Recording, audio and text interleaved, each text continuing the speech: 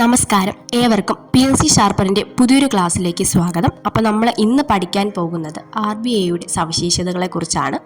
അപ്പം ചാനൽ ഇതുവരെ സബ്സ്ക്രൈബ് ചെയ്യാത്തവർ ചാനൽ സബ്സ്ക്രൈബ് ചെയ്യുക. അപ്പം നമുക്ക് ക്ലാസ് തുടങ്ങാം. ഇന്ത്യയിലെ കേന്ദ്ര ബാങ്ക് എന്നറിയപ്പെടുന്നത് റിസർവ് ബാങ്ക് ഓഫ് ഇന്ത്യ.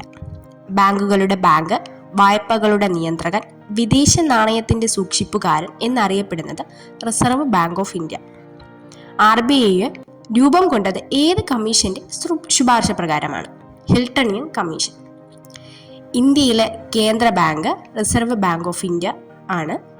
ബാങ്കുകളുടെ ബാങ്ക്, വായ്പകളുടെ നിയന്ത്രകൻ, വിദേശ നാണയത്തിന്റെ സൂക്ഷിപ്പുകാരൻ എന്നറിയപ്പെടുന്നത് റിസർവ് ബാങ്ക് ഓഫ് ഇന്ത്യ.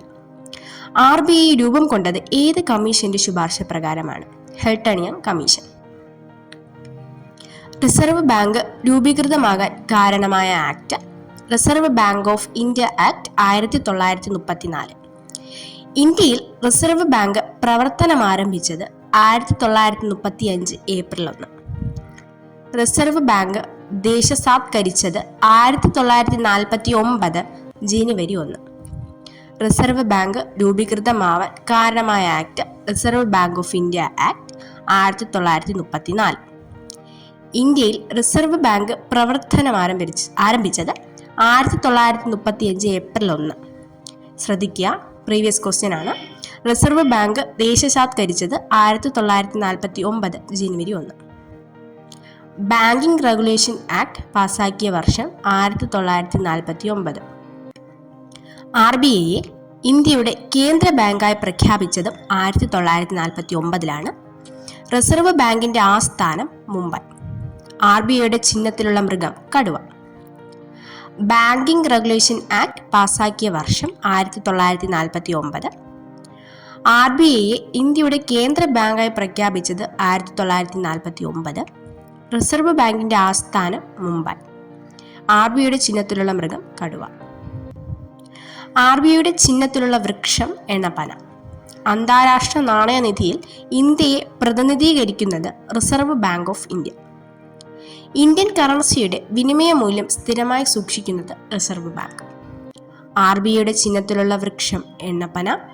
അന്താരാഷ്ട്ര നാണയനിധിയിൽ ഇന്ത്യയെ പ്രതിനിധീകരിക്കുന്നത് Reserve Bank of India. Indian കറൻസിയുടെ വിനിമയ മൂല്യം സ്ഥിരമായി സൂക്ഷിക്കുന്നത് റിസർവ് ബാങ്ക്. ഇന്ത്യൻ കറൻസി നോട്ടുകളിൽ അച്ചടിച്ച് വിതരണം ചെയ്യാനുള്ള അവകാശം കൈയാളുന്നത് റിസർവ് ബാങ്ക് ഓഫ് ഇന്ത്യയാണ്.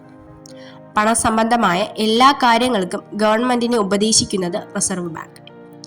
ഇന്ത്യയിൽ കറൻസി നോട്ടുകൾ അച്ചടിച്ച് വിതരണം ചെയ്യാനുള്ള അവകാശം കൈയാളുന്നത് റിസർവ് ബാങ്കാണ്. പണസംബന്ധമായ എല്ലാ കാര്യങ്ങൾക്കും ഗവൺമെന്റിനെ ഉപദേശിക്കുന്നത് റിസർവ് ബാങ്കാണ്. റിസർവ് ബാങ്കിന്റെ ആദ്യ governor sir Osborne Smith. Reserve ബാങ്കിന്റെ ഇന്ത്യക്കാരനായ ആദ്യ ഗവർണർ CD ദേശ്മുഖ്. ഏറ്റവും കൂടുതൽ കാലം റിസർവ് ബാങ്കിന്റെ ഗവർണറായിരുന്നത് ബനഗൽ രാമറാവു 1949 മുതൽ 1957 വരെ. റിസർവ് ബാങ്കിന്റെ ആദ്യ governor sir Osborne Smith. Reserve ബാങ്കിന്റെ ഇന്ത്യക്കാരനായ ആദ്യ ഗവർണർ CD ദേശ്മുഖ്. ഏറ്റവും കൂടുതൽ കാലം റിസർവ് ബാങ്കിന്റെ ഗവർണറായിരുന്നത് ബനഗൽ രാമറാവു 1949 മുതൽ 1957 വരെ. കുറച്ചു കാലം മാത്രം RBIയുടെ ഗവർണറായിരുന്ന ആളാണ് അമിതാഭ് ഘോഷ് 1985.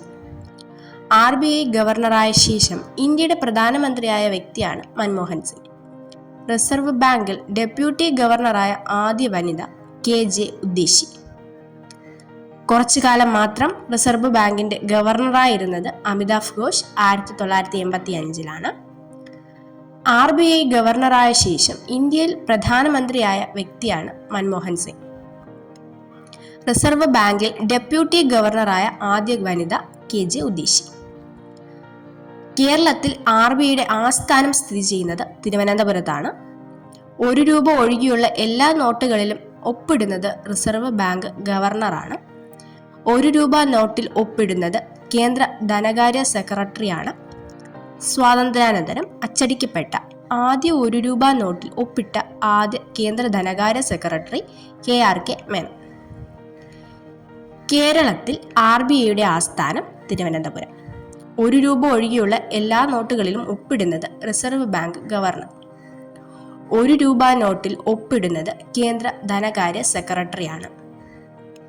സ്വാതന്ത്ര്യാനന്തരം അച്ചടിക്കപ്പെട്ട ആദ്യ രൂപ നോട്ടിൽ ഒപ്പിട്ട ആദ്യ കേന്ദ്ര ധനകാര്യ സെക്രട്ടറി KRK മേനോൻ.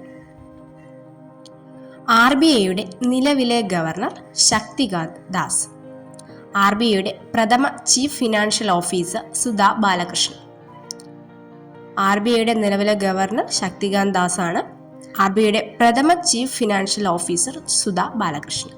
അപ്പോൾ എല്ലാവർക്കും ക്ലാസ് ഇഷ്ടമായെന്ന് വിചാരിക്കുന്നു. ഇഷ്ടമായെങ്കിൽ വീഡിയോ ലൈക്ക് ചെയ്യുക, അതോടൊപ്പം തന്നെ ഷെയർ ചെയ്യുക. Thank you.